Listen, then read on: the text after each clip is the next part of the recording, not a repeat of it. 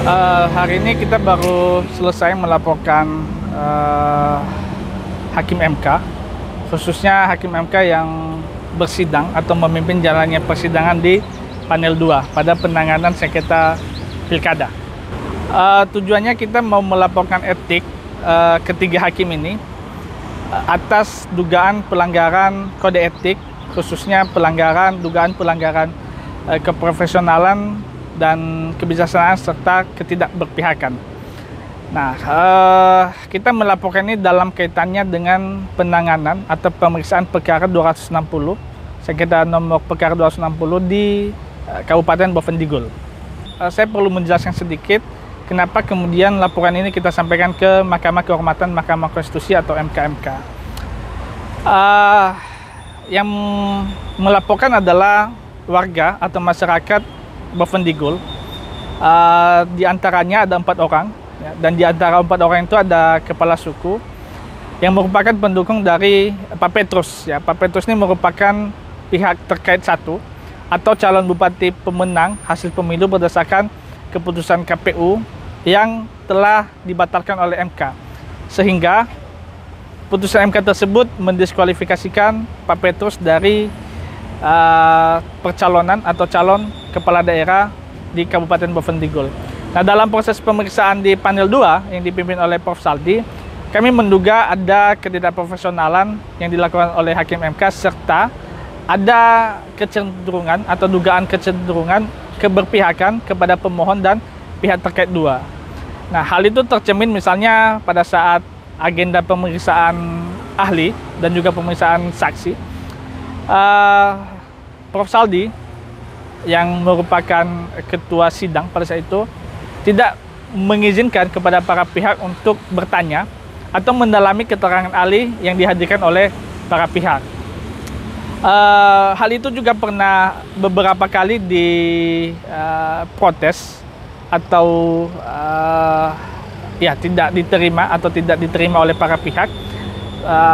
Dan Prof. Saldi tetap pada pendiriannya atau Hakim MK tetap pada pendiriannya untuk tidak memberikan kesempatan kepada para pihak mendalami keterangan ahli. Nah, itu yang pertama. Yang kedua adalah adanya keberpihakan kepada pemohon dan pihak terkait 2. Nah, hal itu tercermin dari pertimbangan Hakim MK yang menurut kami pertimbangan tersebut lahir dari keberpihakan yang bisa kita katakan misalnya keberpihakan itu tidak dipertimbangkannya keterangan ahli dari pihak terkait 1 dan keterangan ahli dari termohon. Tidak dipertimbangkan sama sekali. Kemudian ada juga disparitas putusan ya, antara panel 2 dengan panel 1 dan panel 3. Ini perihal masa tunggu bagi mantan narapidana.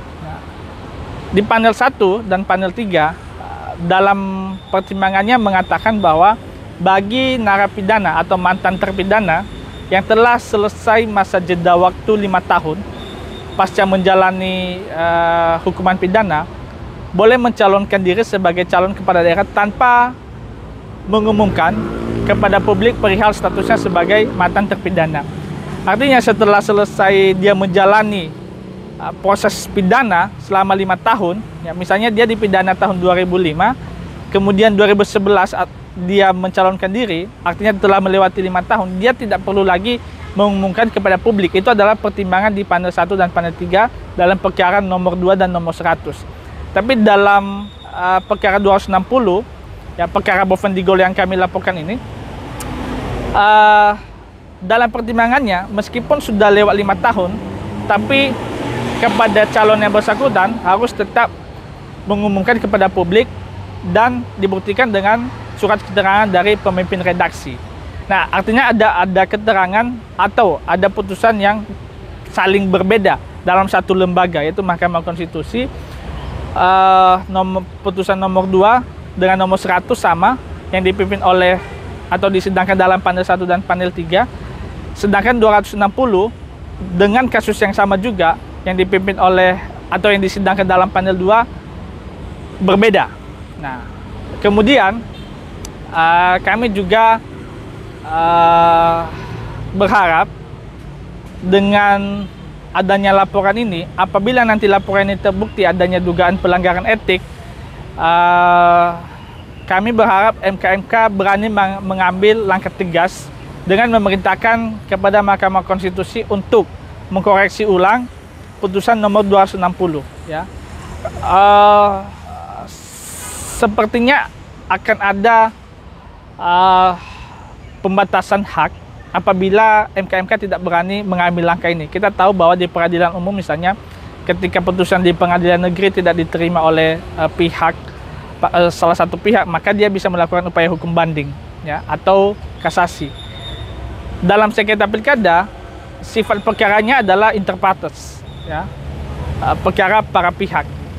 Nah, seharusnya ada lembaga khusus, ya, mungkin kita harapkan MK nanti dapat menerobos hal itu, ya, mengkoreksi ulang dan memeriksa ulang, ya. Dan kami berharap putusannya nanti tidak atau membatalkan putusan yang telah diambil oleh MK dengan putusan nomor 260. Nah, saya pikir begitu, Mas.